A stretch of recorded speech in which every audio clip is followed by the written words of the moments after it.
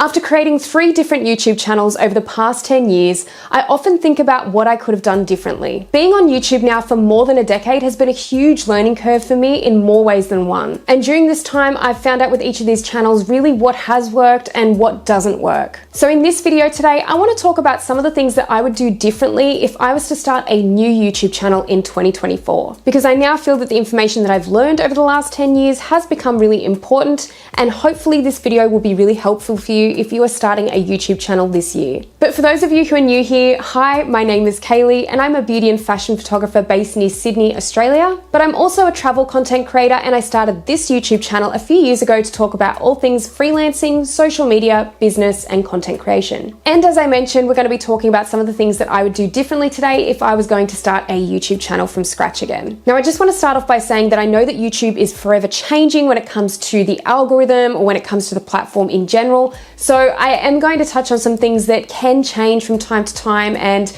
although some of the information I've learned over the years I think has been important, things will change as the platform changes as well. So some things may eventually become more important to focus on, and some things may become less important to focus on. And I am going to touch on that today in just a couple of the points that I talk about. But just to recap my YouTube journey, I have basically had a photography and retouching channel now for about a decade. So I started that in 2014, so that's exactly pretty much 10 years ago now. I then started another YouTube channel a couple of years later with my partner, and we mainly do travel vlogging on that channel. Now, unfortunately, that channel hasn't been as consistent as I would have wanted over the last number of years, but it's kind of been more of a side hobby and something that we both really enjoy posting to when we do have the time. And of course, I have this channel. So I started this channel about 2 years ago, I believe, maybe about the end of 2021 even. And I started it because I had a really big passion for all things business and content creation and learning. And I really wanted to talk about this more because I still feel even to this day there is not enough information from full-time content creators and people in this space who are making a living or who are working in this field, really not giving enough information as to really how to do things. And there's a lot of skills to learn underneath content creation, so I really wanted to start talking about those things a lot more. So those are my 3 channels, and really they're all very different in terms of the content that they offer. So I feel like I've got a little bit of experience on a few different niches there. And we are going to jump straight into the first point now, and that is to make sure you post a mix of content. Something that I would do differently if I started a YouTube channel again would be to post a mix of content initially, especially. What I wouldn't be doing is focusing only on SEO. And this is something I feel like was drilled into my head when I first started YouTube, and even in the years following, I feel like the whole thing was to be as good at SEO as humanly possible. This was really something that a lot of content creator gurus used to talk about a lot, and even to this day they still do talk about it a lot, as in SEO is king and you should be focusing on that,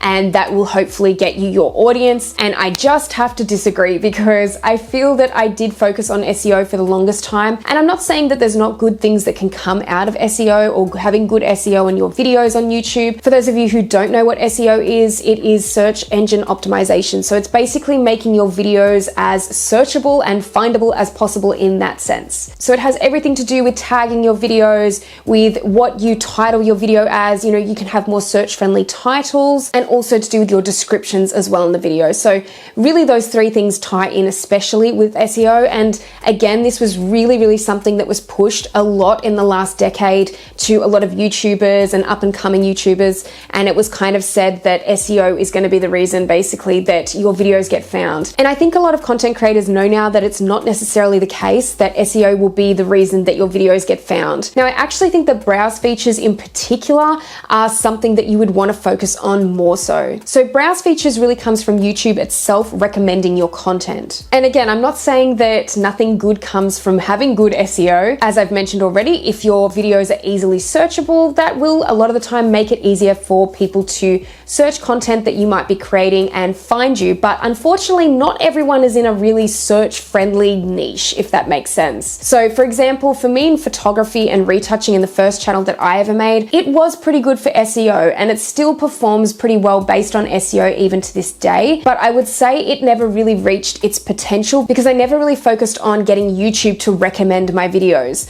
I don't feel like it was getting out to a wide enough audience in the end. And a lot of the time I would just simply focus on having search friendly titles, making sure all of my content was search friendly instead of posting a mix of content, content, which is what I'm going to talk about now. So YouTube explains the type of content that you can create by dividing it into 3 categories, and that is help content, hub content, and hero content. Now, by help content, that really means educational videos. So really a lot of the videos that I was posting on my photography and retouching channel, majority of them were educational. And I think that this is where I specifically went wrong, was that was basically all I posted. That was what I was posting for years, just mainly tutorial, educational help videos. However, it can be a really good thing to do this, especially when you're first starting out. You want to post a mix of content so you can be reaching different audiences. So your help content a lot of the time can be really search friendly and will be tutorials and things like that. So a lot of the time you might get people finding you through search, which is good because you're reaching out to a different audience there. Now, the next type of content is called hub content, and that is kind of your stock standard type of content that you just want to be posting week to week that has to do with your niche or the types of videos that you just want to create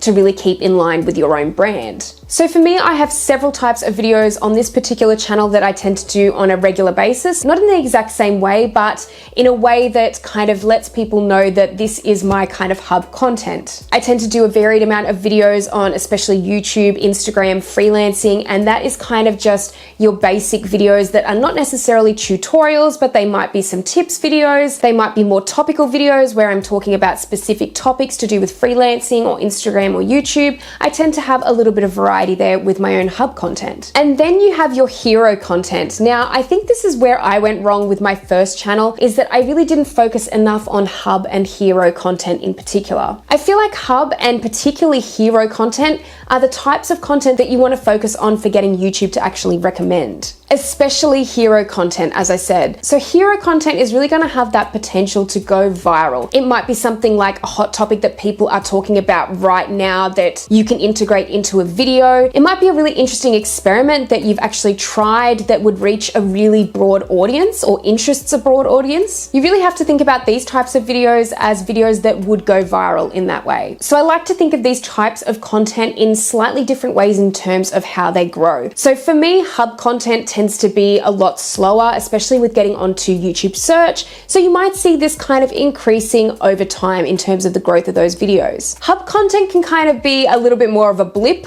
So I find that hub content tends to be watched pretty soonish by a lot of the subscribers that you'll have. And you'll see that the growth kind of goes up at the beginning. And then sometimes if there's any crossover with hero or even search, it might grow over time. But usually you don't always see a lot of growth with hub content over time. It's more or less just initially within the first week or so that you might see that little bit of growth. And then you've got your hero content. So this can really grow in many different ways. There's no really rule to this at all. And I've experienced this before where I never thought that certain videos would do really well and then they had. So sometimes you can have a video that maybe takes off pretty much straight away and then all of a sudden YouTube is recommending it to the masses and then you're getting thousands and thousands of views on a video. You might also have a video that does not do well at first and it might sit on your channel basically unwatched for a year or two and then suddenly YouTube decides that it wants to recommend it again to the masses and then it takes off. I've had both instances happen where it's either happened very quickly or it's actually taken a longer time for YouTube to recommend the content,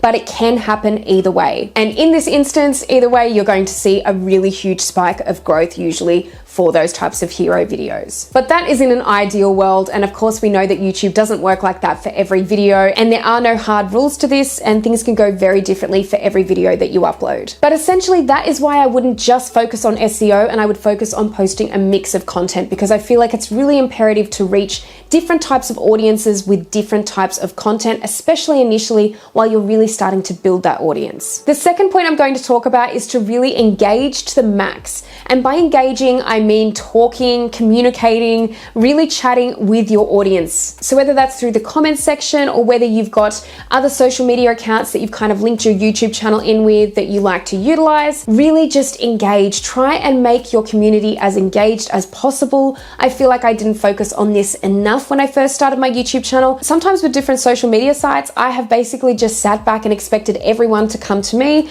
and then not really done much to reciprocate in terms of engagement. And I feel like a lot of people people do that sort of unknowingly in a way that kind of is detrimental to your own channel and your community because you're not staying engaged enough. So I really feel like engagement is a huge factor, especially these days for brand deals and for sponsorships and for a lot of the paid work that you may get as a content creator. And of course, it's just nice to have a more engaged community and a community of people that you can actually talk to and feel like you have some sort of connection with them. So that is one thing I would do really differently if I started a YouTube channel again, is that I would engage a lot more. The third thing that I would do differently is to focus on consistency over quality. Now, did you notice I didn't say quantity in that sentence? And usually it's the whole thing of quality over quantity or quantity over quality. And I don't necessarily feel like quantity comes into this too much just yet. So I think the two things to focus on when you're first starting out, and if I had to start my YouTube channel from scratch again, would be to focus on something or a schedule in particular that you will be able to stick to provide that consistency to your viewers. I would focus on that rather than the quality of my videos all the time. The quality of your videos is going to improve as you post. And as I said, quantity does come into this, but I think as you pick up the pace, as you post more and more videos, in time, this actually does make you a better YouTuber overall. But the one thing that I would say is to find a schedule that really does work for you and your lifestyle, stick to it and make sure you can stick to it and make sure it's realistic. There were too many times in the past where I felt like the posts to my YouTube channel were going like this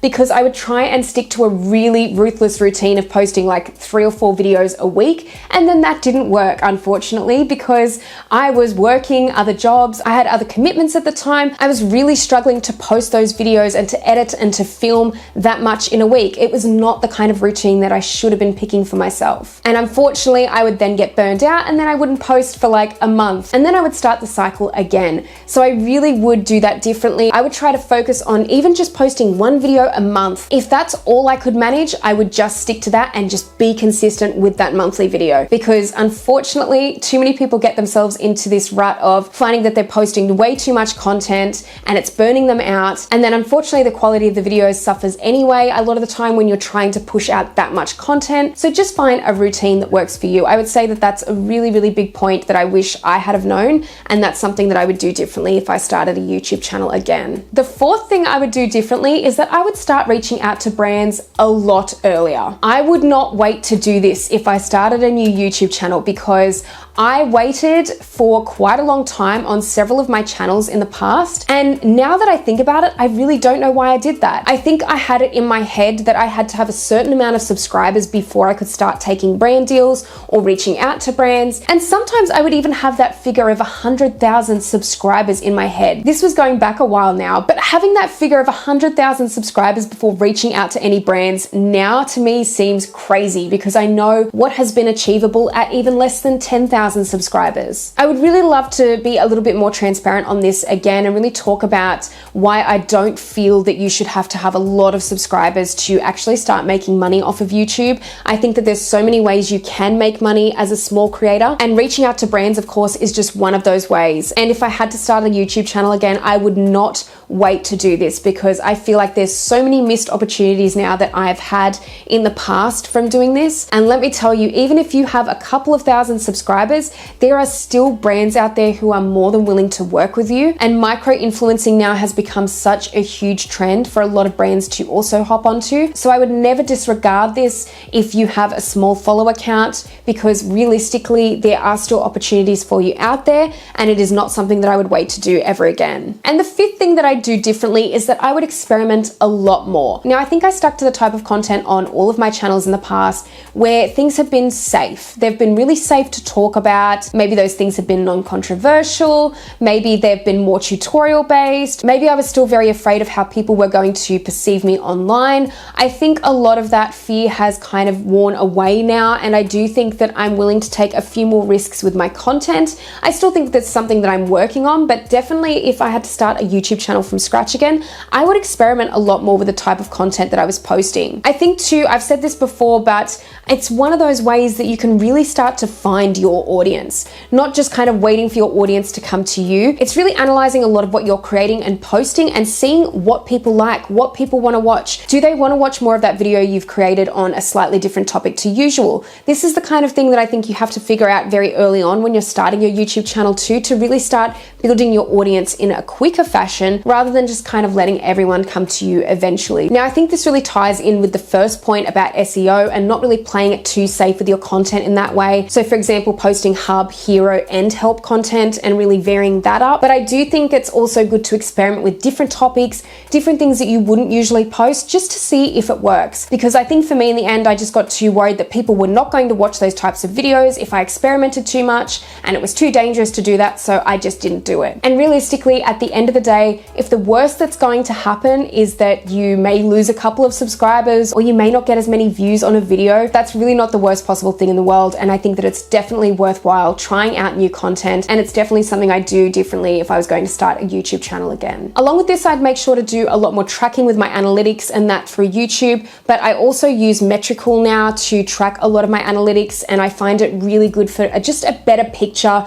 a better visual representation of how everything is tracking on my YouTube channel. So I would definitely be doing that as well and making sure that I was paying attention to that stuff a lot more, because back when I first started, I just didn't pay attention to that much and I was just creating what I wanted, which was fine too. But I think if I was to start again, I'd be paying a little bit more attention to that overall. Well, I hope you enjoyed this video today, and thank you so much for watching. If you liked it, please give it a thumbs up. And if you haven't subscribed to my channel already, make sure you do, and make sure to click the notification bell to see all the videos I have coming up in future. Let me know down in the comments section below what you do differently if you were going to start a YouTube channel from scratch, or some of the things that you may have been trying differently recently with your YouTube channel. I really want to hear all your thoughts below. Also, let me know if there's anything in particular you want to see on my channel, because I'm always open to taking requests. But thank you so much as always for watching, and I'll see you in the next video.